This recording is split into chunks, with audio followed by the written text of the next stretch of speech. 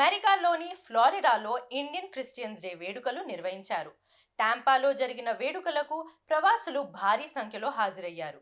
కీర్తనలు పాడుతూ ప్రార్థనలు చేశారు.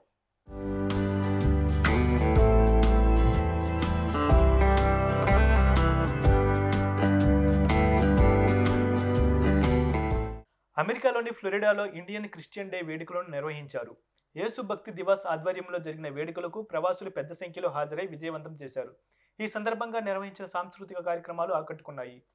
కీర్తనలు పాడుతూ ప్రభు నామస్మరణ చేశారు. మత గురువులు దైవ సందేశాలు అందించారు. యేసుక్రీస్తు 12 మంది శిష్యుల్లో ఒకరైన అపోస్తులుడైన సెయింట్ థామస్ క్రీస్తు శకం 52వ సంవత్సరంలో భారతదేశానికి విచ్చేసి అద్భుతమైన యేసుక్రీస్తు రక్షణ సువార్తను కేరళ మరియు తమిళనాడు రాష్ట్రంలో ప్రకటించారు. క్రీస్తు శకం 72వ సంవత్సరం జూలై 3న చెన్నైలో తోమా హతసాక్షి అయ్యారు. తోమా జ్ఞాపకార్థం జూలై 3న ఇండియన్ క్రిస్టియన్ డే నిర్వహిస్తున్నట్లు క్రైస్తవ పెద్దలు వివరించారు.